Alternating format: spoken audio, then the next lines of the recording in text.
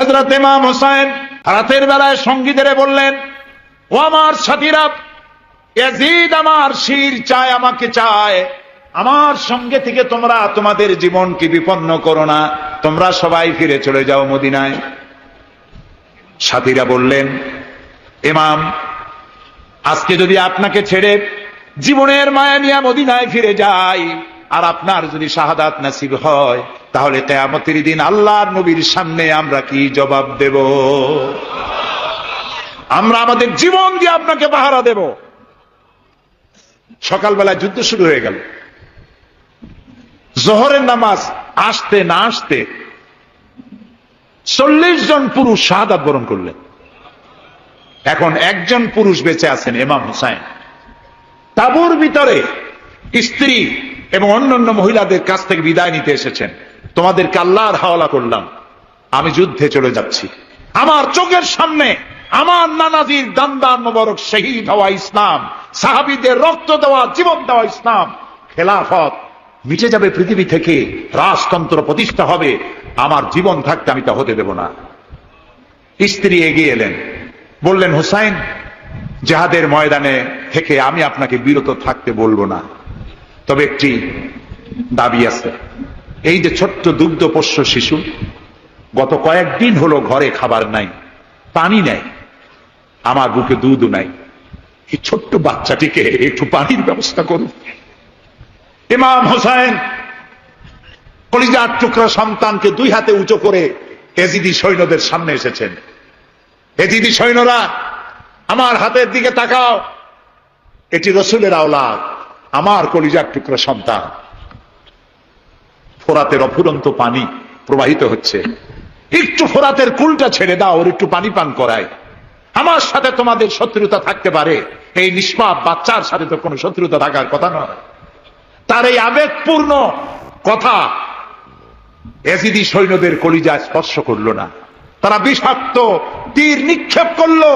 ইমাম হোসাইনের উঁচু করে ধরা বাচ্চার বুকের ভিতর থেকে বিষাক্ত তীর প্রবেশ করে বেরিয়ে গেল অপর প্রান্ত থেকে, রক্ত ফিনকি দিয়ে বেরিয়ে এলো। ইমাম হোসাইন দুই হাতে আসলা ভরে সেই রক্ত চেহারায় মাখতে লাগলেন আর বললেন, কলিজার টুকরা সন্তান, সালেহ আলাইহিস সালামের উটনির রক্তের চাইতে তোমার রক্ত পবিত্র। হযরত সালেহ আলাইহিস সালামের চাইতে রাসূলুল্লাহর মর্যাদা অনেক বেশি, তুমি তার আওলাদ। বাচ্চাকে কোলে করে নিয়ে স্ত্রীর কাছে গিয়ে বললেন, স্ত্রী, এই নাও তোমার বাচ্চা, ঠান্ডা হয়ে গেছে, এমন পানি পান করেছে কিয়ামত পর্যন্ত পানি পানি বলে তোমারে আর বিরক্ত করবে না। ইমাম হোসেন লড়াই করলেন ময়দানে, বহু সংখ্যক সৈন্য হতাহত করে ফোরাতের কুল উন্মুক্ত করে ঘোড়ার পৃষ্ঠ থেকে নেমে এক আস্তা পানি তুলেছেন, পানি পান করবেন। মুখের কাছে যখন আকণ্ঠ তৃষ্ণার্ত পিপাসার্ত হোসাইন মুখের কাছে পানি নিয়েছেন, হঠাৎ ভেসে উঠল মনের পর্দায়, একটু আগে আমার কলিজার টুকরা সন্তান এই পানির অভাবে চলে গেল। 40 জন মানুষ বিদায় হলো, এক ফোঁটা পানি দিতে পারলাম না, এই পানি আমি কেমনে খাই? হাতের থেকে পানি পড়ে গেল। অশ্বের পৃষ্ঠে আরোহণ করলেন, চতুর্দিক থেকে তীর আর তরবারি আসতে লাগলো। ইমাম হোসেন বললেন, থামো, একটু থামো, তোমরা কাকে তীরবিদ্ধ করছো? আমি কি তোমাদের রসুল মুহাম্মদ সাল্লাল্লাহু আলাইহি ওয়াসাল্লামের নাতি নই? আমি কি তোমাদের রসুলের কলিজার টুকরা মা ফাতেমার নয়নের মণি নই? কেমন করে আমার গায়ে তোমরা তীর মারো? উম্মে সালমা, আমাদের মা উম্মে সালমা রাদিয়াল্লাহু তাআলা আনহা, সকাল বেলায় 11ই মুহররম সকাল বেলায় তিনি ঘরে বসে কাঁদতেছেন। কয়েকজন প্রতিবেশী মহিলা এসে বলছেন, মা আপনি কাঁদেন কেন? তিনি বলছেন, আজকে রাত্রে আমি স্বপ্নে দেখেছি রাসূলুল্লাহ আমার বাড়ি এসেছেন, আমি দেখতে পেলাম আল্লাহ রসুলের চোখ দিয়ে পানি পড়ছে, দাড়ি মোবারক ধুলা মাখা, বুক কাটা বলি। আমি জিজ্ঞেস করলাম, ইয়া রাসূলুল্লাহ, আপনি কাঁদেন কেন? মুখখানা মলিন কেন? দাড়ি মোবারকে ধুলাবালি কেন? রাসূলুল্লাহ বললেন, উম্মে সালমা, তুমি জানো না আমি এইমাত্র কারবালা থেকে এসেছি, আমি দেখে এলাম আমার কলিজার টুকরা হুসাইনের শির মোবারক তার দেহ থেকে বিচ্ছিন্ন করে ঘোড়ার পদতলি, ঘোড়া দিয়ে পদদলিত করা হয়েছে তার দেহ মোবারক। ইসলাম এত সহজে আসে না, অনেক রক্ত পাড়ি দিয়ে এসেছে ইসলাম।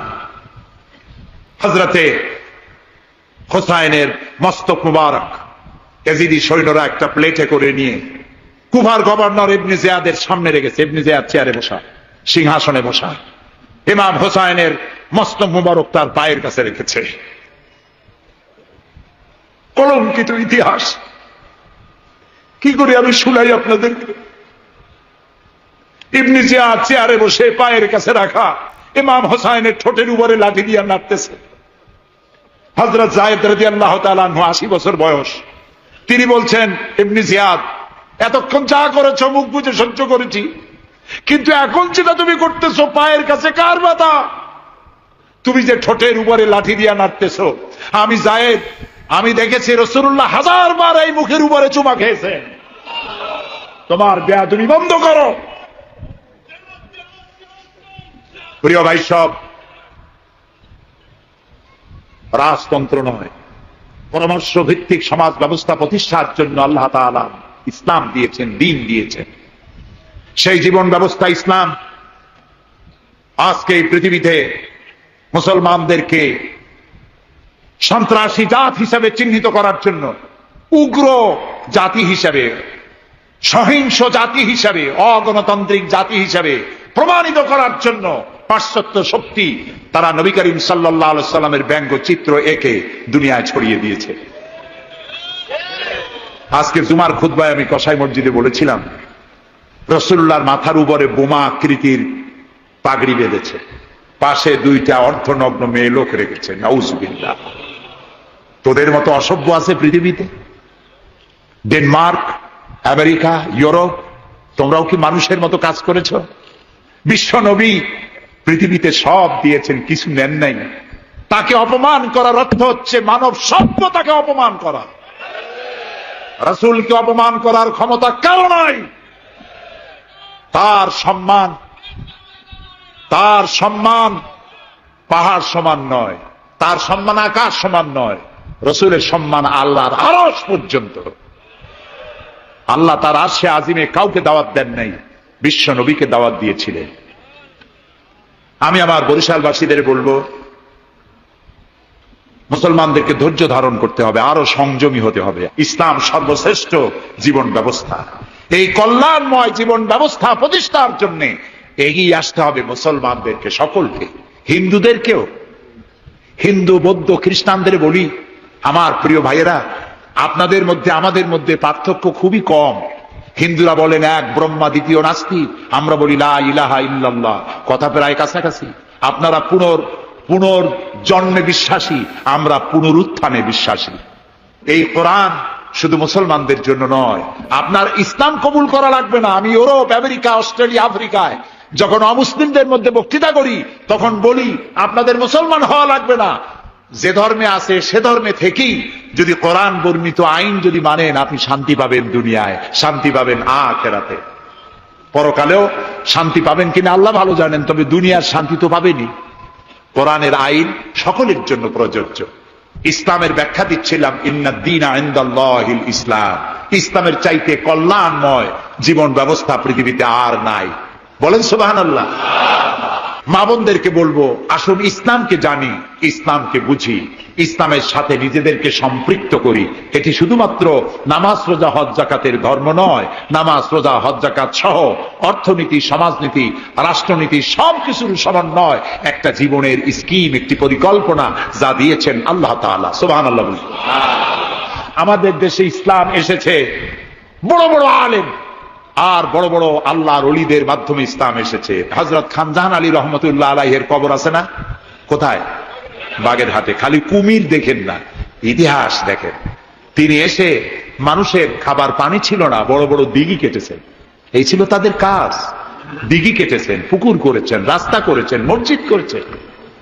হযরত শাহজালাল রহমতুল্লাহ আলাইহি গৌর গোবিন্দের বিরুদ্ধে যুদ্ধ করা লাগে নাই, শুধু আযান দিয়েছেন, আর তাদের মূর্তিগুলির কম্পন শুরু হলো। গৌর গোবিন্দ দৌড়াইয়া পলাইয়াও কুল পায় নাই, বিনা যুদ্ধেই দখল হয়ে গেছে সিলেট। সুবহানাল্লাহ।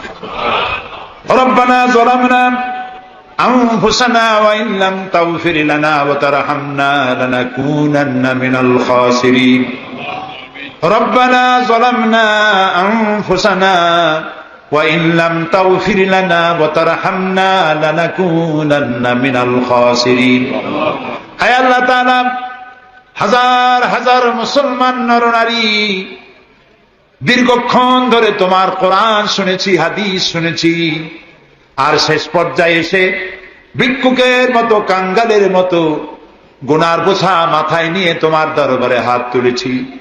দয়া করে মেহেরবানি করে আমাদের জিন্দেগীর সমস্ত গুনাহ খাতাকে মাফ করে দাও। দর্শক, ধৈর্য ধরে দেলোয়ার হোসেন সাঈদী হুজুরের ওয়াজটি শুনেছেন। আপনার কাছে এই ওয়াজটি কেমন লাগছে অবশ্যই কমেন্টে জানাবেন। এবং তিনি কিন্তু আমাদের মাঝে দীর্ঘদিন যাবত নাই।